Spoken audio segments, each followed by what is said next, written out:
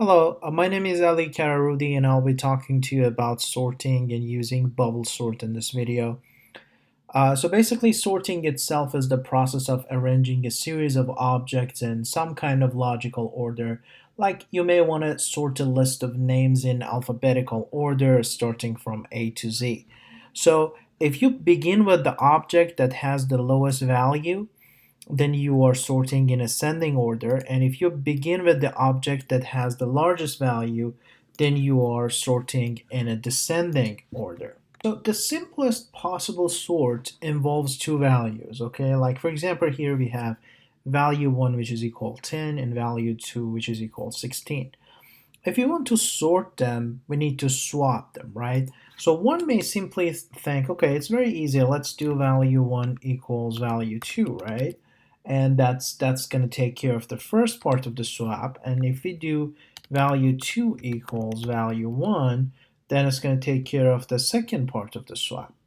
But the problem that you may notice here is the fact that if I run this program and show the output, at the end of the day, value 1 is going to be 16 and value 2 is going to be 16. Look at what happens. So the first step over here in line 11, what happens is value 1 will get the result from value 2, which is 16, and is going to turn to 16. So when we come down here and we assign value 1, which is 16 now, to value 2, then both of them are going to be 16. So over here, value 2 is going to be 16. So as you can see, the information in value 1 is overwritten and gone. So this mandates us to add another parameter to this swap, which I'm going to call it the temp val or temp value, and I'm going to initialize it with 0 over here. So this is what we need in order to be able to do this successfully. Now let me get rid of this code and start from scratch. So our step is going to be save whatever value we want to write information into at the beginning into temp val. So what I'm going to do is I'm going to say, okay, my temp val is going to be equal to value 1. Notice at this point, value 1 is still keeping 10, and temp val also is keeping 10 at this point, right? That's how we saved it over there. Now if we copy the amount stored in variable named value 2 over onto value 1, basically let's see what we do. At this point, value 1 is going to turn to be 10. Notice that, sorry, it's going to be 16. Notice that value 2 over here is 16, and we are assigning it to value 1, so value 1 is going to be 16. And at this point, value 2 also is going to remain 16, and our temp val is going to remain 10, right? So very simple. At next step, what we want to do is now we want to switch, and the amount of value 1 needs to be overwritten to the value 2. But the amount of value 1 is now 16. So what we have to do is we have to set value 2 to be equal to where we stored the value of the variable named value 1, which is the temp val. And oh my god, lots of vals going on over here, but hopefully you're looking at the code and you can easily get what I'm trying to tell you. And we put the temp val over here. So notice that everything that I'm doing is a simple swap, but with use of a assistant variable called temp val over here. And this way, when I come down here, the variables that I'm looking at are value 1 is going to be equal to 16. Value 2 is going to be equal to 10 because we had the swap, and the temp val is going to hold on to the 10 as it used to have. Okay, so pretty simple. That's the swap that we're going to use in almost all the sorts that we're going to review together.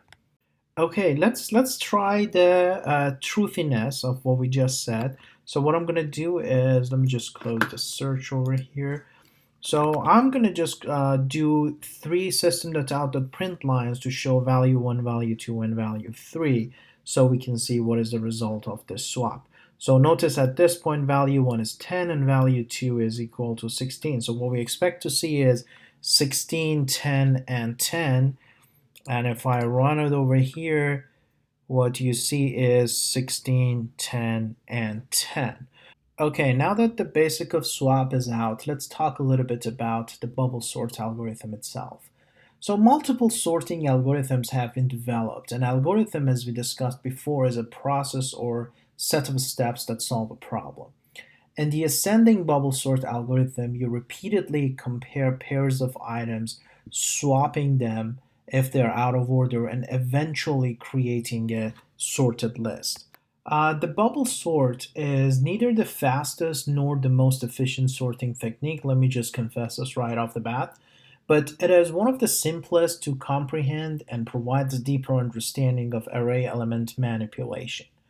To use bubble sort, you place the original unsorted values in an array. In our example, let's take a look at 5, 3, 8, 4, 6. Okay, so that's unsorted, and that's the initial position that you start. Then you compare the first two, which in this case is going to be 5 and 3. If they're not in ascending order, then you swap them, okay?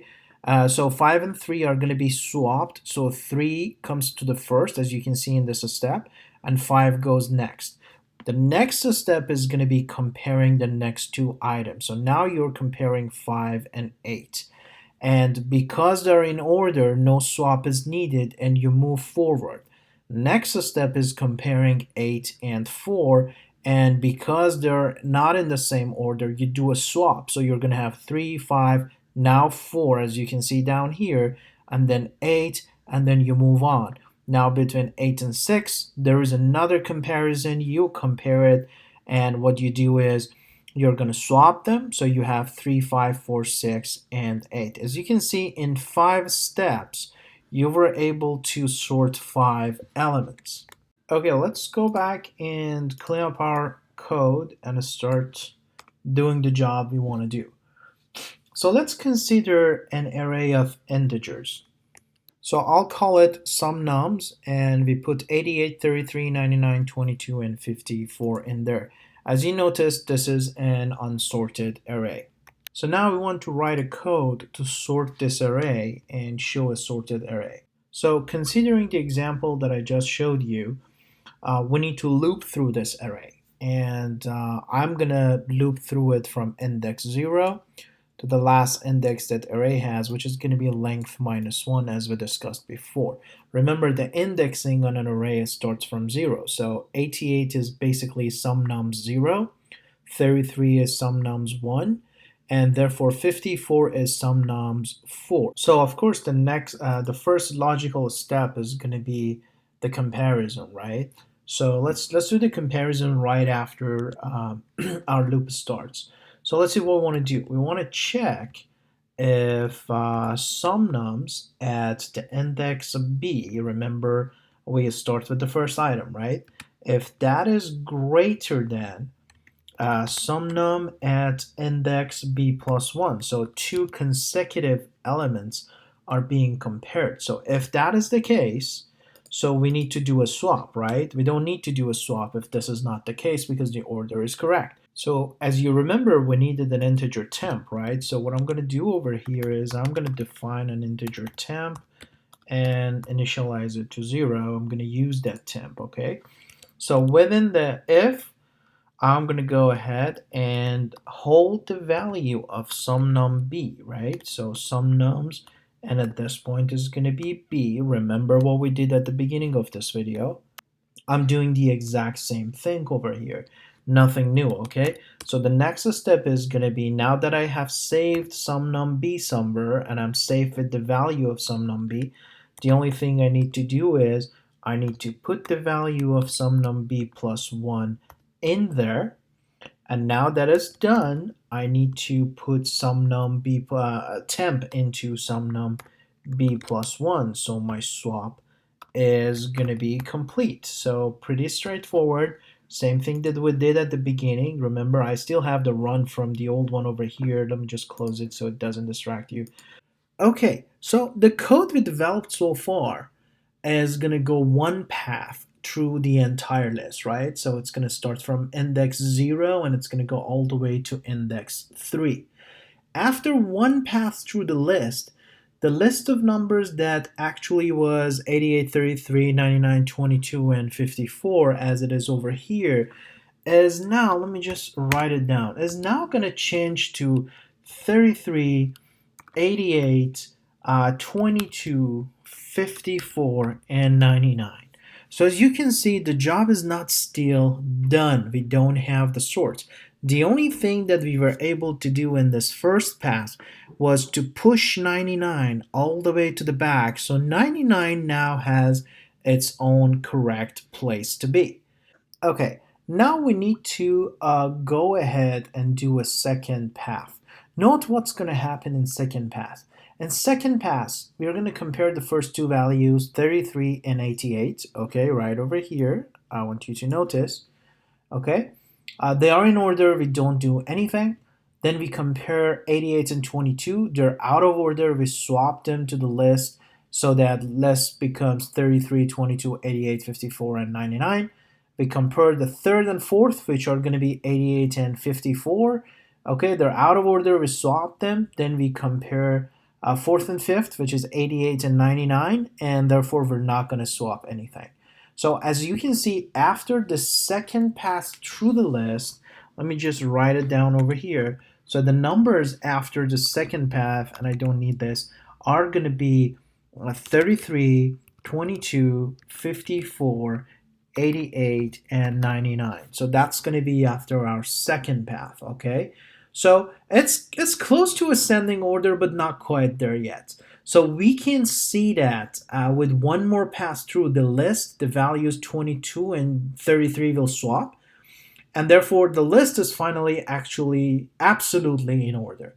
To fully sort the worst case, one in which the original numbers are descending as out of ascending order as they could possibly be, we need to go through the list for actually 4 times, making comparisons and swap. At most, we always need to pass through the list as many times as list length minus 1. So let's go ahead and make our code work for those paths. As you can guess, for the other passes, we need to have one loop, which is going to create a nested loop structure over here, and is going to get it done. Let's do that.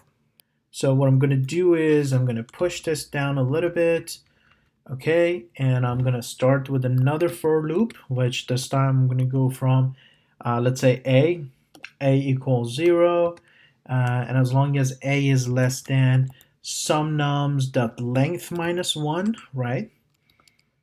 I'm going to do plus plus a, so that's going to be what my outer loop is, right? Let me fix the indentation quickly. There you go. And now as you can see, we have the outer loop, which counts through the entire array. And then we have the inner loop, which does it again, and then comparisons all in there. Let me just clean this place up because now we have it done. So the code you see on the slide right now, or let's, sorry, on the IDE right now, is the code that actually does the complete bubble sort done. Okay, let's test and try our code. I'm adding this loop over here. So basically it's just a loop to loop through the elements of the array and show them one by one. It starts from index 0, goes to the length, and increments by 1 and print them out. So let's run this pretty quick. And as you can see now we have 22, 33, 54, 88, and 99. So we did a good job over here. And let me just pull this up a little bit so that everything is in front of your eyes. Okay, and now let's talk a little bit about the efficiency of our bubble sorts. Think about this. When you use a bubble sort to sort any array into ascending order, the largest value, in this case number 8, falls to the bottom of the array after you have compared each pair of values in the array one time. The second time you go through the array making comparisons, there is really no need to check the last pair of the values because the largest value, here being 8, is guaranteed to already be at the bottom of the array. You can make the sort process more efficient by using a new control variable to limit the repetitions of the inner for loop and reducing the value by 1. So let's see how it works. So what I'm going to do is first, right after defining my array, I'm going to define an integer, let's say comp to make. Okay, so that's the number of comparisons to make. And I'm going to set it to be some nums dot length minus 1. Okay, and you will see why am I doing this. So basically, so far this is 1 less than the length because I do not want to compare after I dropped the maximum to the bottom. I don't want to compare it again.